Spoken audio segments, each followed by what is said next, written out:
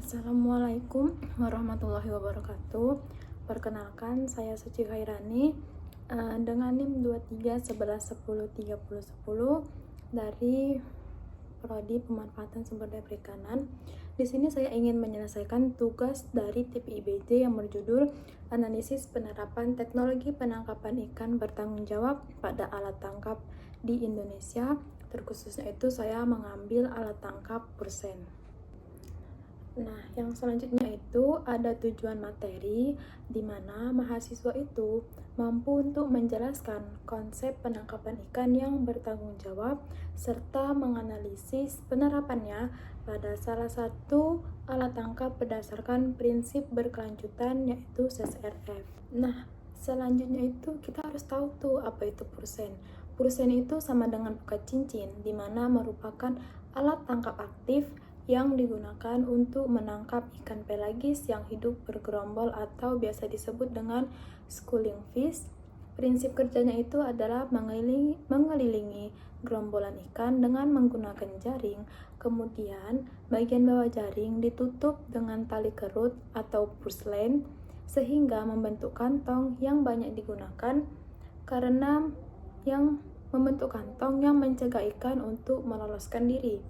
Alat ini juga banyak digunakan karena memiliki produktivitas tinggi dalam penangkapan ikan pelagis. Selanjutnya itu, keunggulan pursen itu adalah memiliki hasil tangkapan yang tinggi, waktu operasional yang relatif singkat, dan alat ini juga tidak menyentuh dasar laut atau terumbu karang, sehingga lebih ramah lingkungan terhadap ekosistem tersebut dibandingkan dengan alat tangkap lainnya seperti trout. Kemudian ada cara kerja pada alat tangkap ini. Yang pertama itu kita harus menentukan lokasi gerombolan ikan dengan menggunakan alat bantu seperti fish finder atau juga pengamatan visual atau VSM.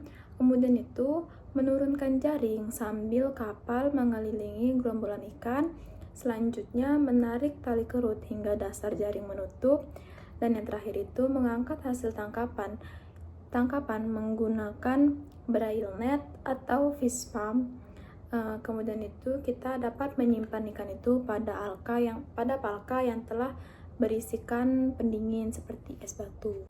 Selanjutnya itu ada daerah operasi penangkapan, di mana pursen di Indonesia ini biasa dioperasikan pada wilayah pengelolaan perikanan atau biasa kita sebut WPP yang memiliki potensi ikan pelagis besar maupun kecil seperti Laut Jawa, kemudian Selat Makassar, kemudian ada Laut Banda, ada Laut Sulawesi, ada Samudra Hindia, dan juga ada Laut Arafura.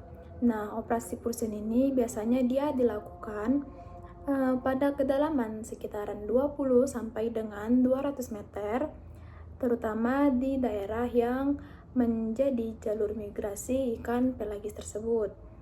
Umumnya itu beroperasi di laut lepas dan juga perairan pesisir.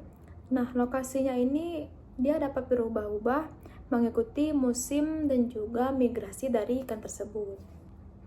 Target dan hasil tangkapannya itu target utama dari pursen ini atau main catch-nya sendiri ada cakalang, ada tuna, ada tongkol, dan juga ada ikan layang.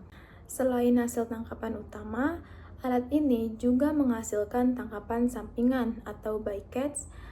Misalnya itu ada ikan kue, ikan selar, kemudian lemadang, dan juga ikan-ikan yang bergerombol lainnya. Biasanya itu besarnya bycatch itu juga dipengaruhi dari ukuran mata jaring, kemudian lokasi penangkapan, dan juga musim dari penangkapan tersebut. Nah, di sini ada juga nih dampak terhadap lingkungan dan juga hasil tangkapan sampingan atau bycatch yang sudah saya jelaskan tadi, di mana menurut Asni et al. Ini pursen ini dia termasuk ke dalam alat tangkap yang relatif ramah lingkungan. Kemudian dikatakan ramah lingkungan karena tidak dioperasikan di dasar laut, sehingga tidak merusak habitat bentik. Namun penggunaan pursen ini yang tidak terkendali dapat menyebabkan bycatch, kemudian penangkapan ikan berukuran kecil yang tidak layak tangkap, overfishing apabila jumlah armadanya itu berlebihan. Nah, setelah itu ada analisis nih berdasarkan prinsip dari CCRF. Menurut Code of Conduct for Responsible Fisheries atau biasa disebut CCRF, FAO pada tahun 1995, perusahaan itu harus memenuhi prinsip seperti selektivitas, di mana mengurangi penangkapan ikan kecil dan spesies yang tidak ditargetkan, kemudian harus keberlanjutan, menjaga stok ikan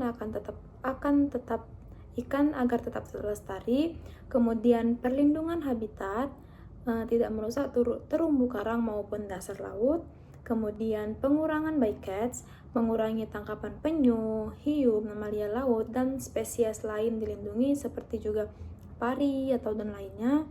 Kemudian juga keselamatan dari nelayan tersebut, di mana operasinya itu harus dilakukan dengan sesuai standar dari keselamatan kerja. Setelah kita ketahui, kita harus memperbaikinya nih agar lebih ramah lingkungan lagi. Ada beberapa upaya yang direkomendasikan seperti memperbesar ukuran mata jaring, kemudian menghindari daerah pemijahan, tidak menangkap ikan juvenil, menggunakan alat bantu deteksi ikan secara tepat, kemudian pelepasan kembali spesies yang dilindungi seperti tadi hiu, kemudian penyu, mamalia laut lainnya, kemudian pembatasan jumlah armada, pengawasan musim penangkapan, penerapan lookbook pada penangkapan, dan juga kita harus penerapan prinsip dari CCRF secara konsisten. Kemudian ada kesimpulan, di mana perusahaan ini dia merupakan alat tangkap utama ikan pelagis yang sangat produktif. Cara kerjanya itu menggunakan sistem melingkari gerombolan ikan, kemudian mengerutkan bagian bawah jaringnya. Nah, dampaknya itu terhadap habitat itu relatif kecil karena tidak menyentuh dasar laut.